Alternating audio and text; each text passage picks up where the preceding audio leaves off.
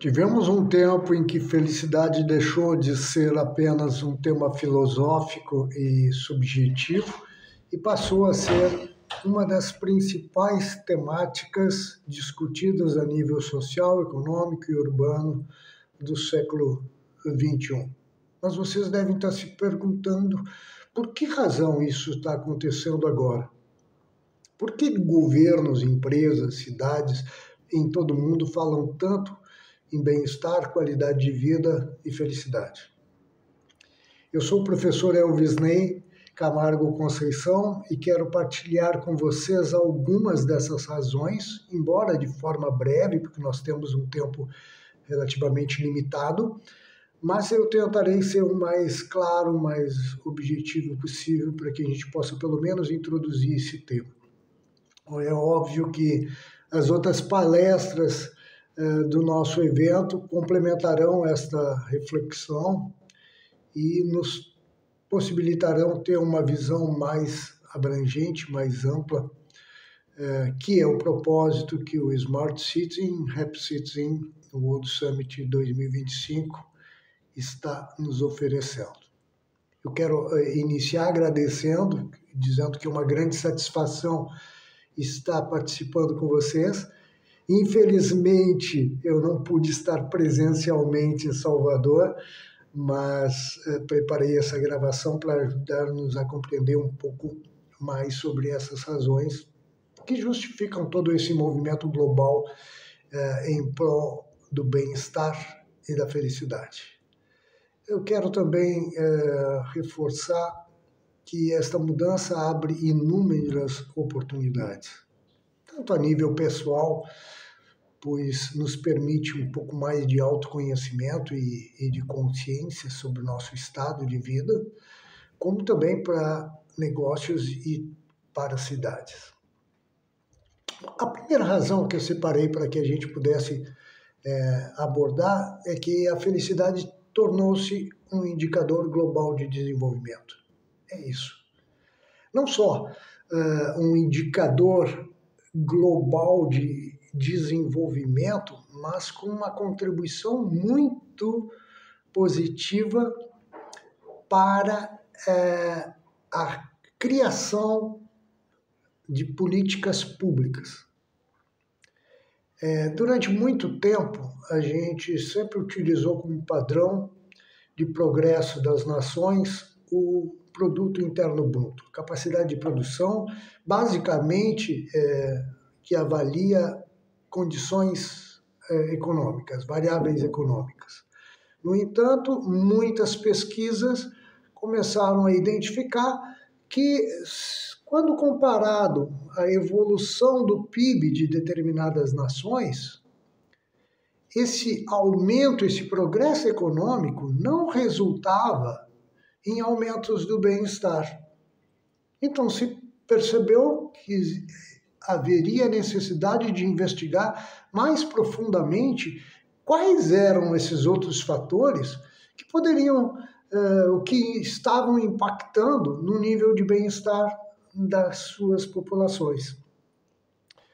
E um dos elementos que eu considero como um marco fundamental foi a criação do Relatório Mundial da Felicidade, um relatório desenvolvido por uma equipe de consultores ad hoc, chancelados pela ONU, pela OCDE, e que avalia o nível de felicidade em mais de 156 países, eu acho que ultimamente em torno de 150, 156 a 58 países, que anualmente são avaliados a partir de uma pesquisa da base de dados do Gallup e que são divulgados à sociedade mundial através do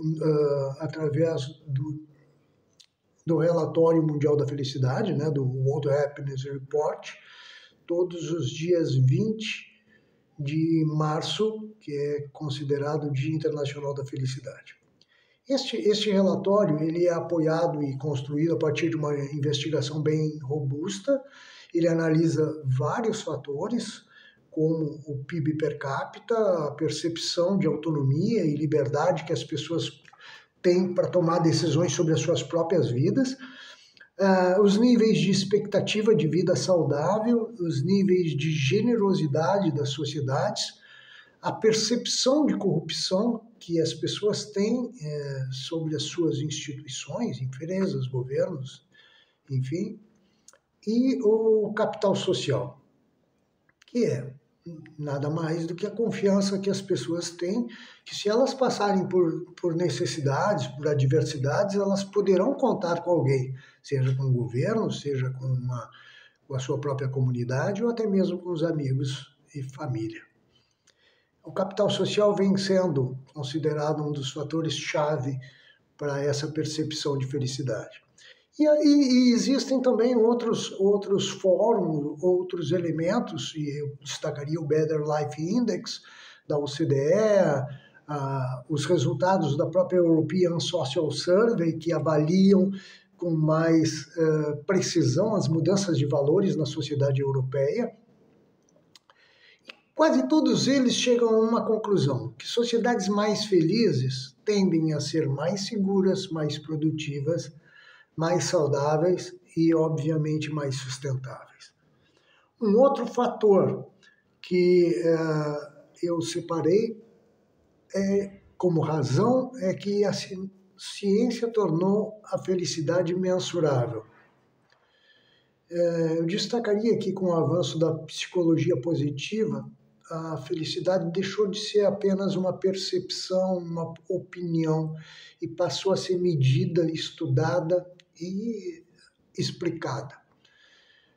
Pesquisadores como Martin Seligman, considerado o pai da psicologia positiva, o Ed Diener, que nos deixou há poucos anos e que era uma referência quando se fala em pesquisa sobre bem-estar subjetivo, sobre como comumente nós chamamos de felicidade.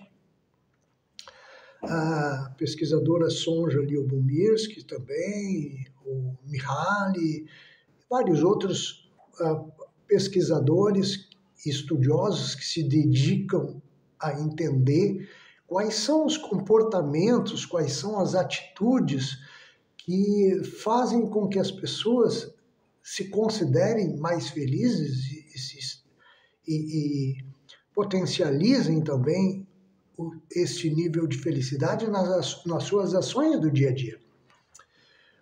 Um estudo feito pela Sonja Lyubomirsky e com mais 2 pesquisadores apontou que em torno de 40% da nossa felicidade depende das nossas escolhas e atitudes no dia a dia. 10% são atribuídas a circunstâncias de vida, o fato de ter mais renda ou menos renda, de ter mais escolaridade, mais educação, enfim, responde apenas por 10%, e em torno de 50%, né, que varia aí, os estudos dela apontam entre 35% e 50%, está relacionado a uma predisposição genética. Ou seja, é importante entender que tem uma predisposição genética à felicidade, no entanto, também tem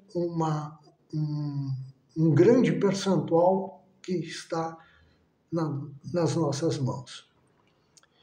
Hoje é possível saber que se desenvolver emoções positivas, potencializar o nosso bem-estar, nos permite viver mais, cooperar mais, nos relacionar melhor, e é óbvio que nós transformamos os ambientes, pessoas felizes transformam os ambientes onde convivem, seja na família, seja no trabalho, seja no esporte, onde estiverem, elas irradiam o bem-estar, e isso é extremamente importante. E produzem mais e criam, obviamente, ambientes muito mais saudáveis. Tudo isso tem sido sustentado por dados e não apenas por percepções. Graças principalmente à atenção que a ciência tem dado à temática, principalmente nesse século XXI. Uma outra razão é que o mundo mudou e nós mudamos com ele. Então, apesar de nós termos um avanço da tecnologia e da informação, ainda nós não alcançamos um aumento proporcional no bem-estar. Isso está muito atrelado a alguns desafios que a vida moderna tem nos colocado. O nosso ritmo de vida acelerado, uma sobrecarga digital, tem levado as pessoas a uma perda de sentido, a uma solidão crescente, o que nós chamamos de crise de atenção e, principalmente, um aumento global de ansiedade e depressão. Isso tem levado governos, instituições de saúde ao redor do mundo a se preocuparem porque os níveis de custos sociais e custos econômicos têm sido muito grandes pelo nível de ansiedade e de depressão. Hoje, falar em felicidade não é apenas um luxo, é uma necessidade. As pessoas hoje não querem apenas sobreviver, elas querem viver com qualidade de vida, com segurança, com confiança, com apoio social e com bem-estar emocional. Embora a gente saiba que o bem-estar é construído individualmente, mas também depende do coletivo. E aí, cidades, órgãos, autoridades, comunidade têm um papel fundamental. Um outro fator que justifica são as crises sociais que ampliaram a busca por propósito. E as contribuições de filósofos como o Zygmunt Bauman e como o Byung-Chul Han mostram que nós vivemos numa sociedade acelerada, fragmentada e frequentemente esgotada. Byung-Chul Han, por exemplo, na Sociedade do Cansaço, destaca isso. Nesses contextos, a felicidade retorna ao centro como uma resposta à crise profunda de significado. E como nós sabemos que a felicidade ela tem uma abrangência, ela é multidisciplinar, neurociência, sociologia, psicologia, filosofia, biologia, então, em conjunto, nos ajudando a compreender o ser humano de uma forma integrada, física, mental, emocional, relacional e espiritual. É a partir desta visão integrada que nós descobriremos os caminhos reais para superar essas crises. Uma outra razão é que empresas e cidades também perceberam que a felicidade é estratégica. Fica mais claro um círculo virtuoso da felicidade que é composto pela ideia de que colaboradores felizes são mais legais, inovadores, positivos, irradiam essa motivação para outras pessoas. Consumidores felizes tornam-se promotores da marca e engajados através de seus valores com os valores da marca. Cidadãos felizes criam cidades mais seguras, inovadoras e vivas, o que nós chamamos de verdadeiras cidades radiantes, que atraem talentos, que atraem turistas, que atraem pessoas dispostas a ali conviver. Então, a felicidade é capital humano, social e econômico. E daí surge também o nosso conceito de felicidade 360 graus. Quando eu me refiro a nosso conceito, óbvio que eu não estou dizendo que é o meu conceito, mas com a ideia que eu comungo também de que felicidade 360 graus integra vidas, pessoas, né? Negócios e cidades.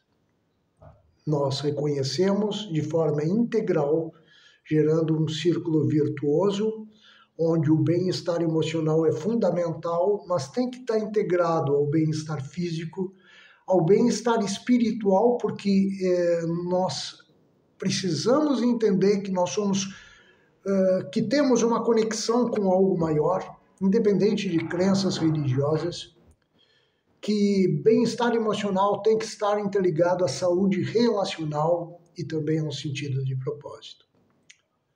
Então, pessoas conscientes e equilibradas impactam positivamente nas suas casas, nos seus trabalhos e na comunidade. Organizações que perceberam e que integram essa visão se tornam muito mais sustentáveis, reduzem rotatividade, aumentam a inovação, melhoram a performance e criam ambientes saudáveis. Não é negócio sem pessoas inspiradas e sem bem-estar. Cidades também ganham quando investem em mobilidade, em políticas inclusivas, em educação, em espaços verdes e culturais, onde as pessoas possam desfrutar dos momentos de interação com a natureza, em educação positiva desde a infância. Quando a gente fala em educação positiva, eu estou falando de um ramo da psicologia positiva que se dedica a levar aos jovens lá nas faixas mais jovens, mais tenras de idade, a ideia de que nós todos podemos criar o bem-estar a partir do autoconhecimento, do cultuar valores positivos para uma sociedade. Então é importante resgatar aspectos de honestidade, de respeito, de amor ao próximo e de vários outros valores que são tão caros na nossa sociedade. Cidades que valorizam o bem-estar atraem, retêm talento humano, promovem a coesão social e constroem comunidades vibrantes. Um outro aspecto que eu gostaria de destacar é que no meu doutoramento na Faculdade de Economia da Universidade de Coimbra, eu aprofundei o tema e desenvolvi a Perceived Happiness Scale, a PHS, que é uma métrica de diagnóstico baseada em estudos sobre satisfação com a vida, emoções positivas e negativas, florescimento, que é o flourishing, e significado, que é uma dimensão de base mais aristotélica.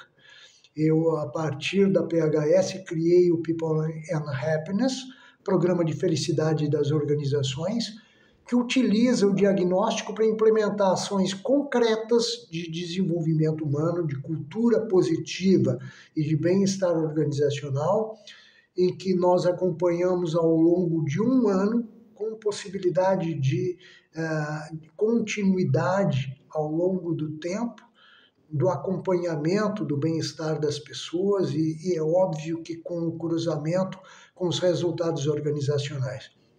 O programa hoje encontra-se em uma fase de implementação. Eu deixo aqui o convite às organizações, às cidades interessadas em conhecer a métrica ou de implementar o programa. Visitem o nosso site, que é o peopleandhappiness.com, ou nos contatem pelo e-mail felicidade@sccmais.com.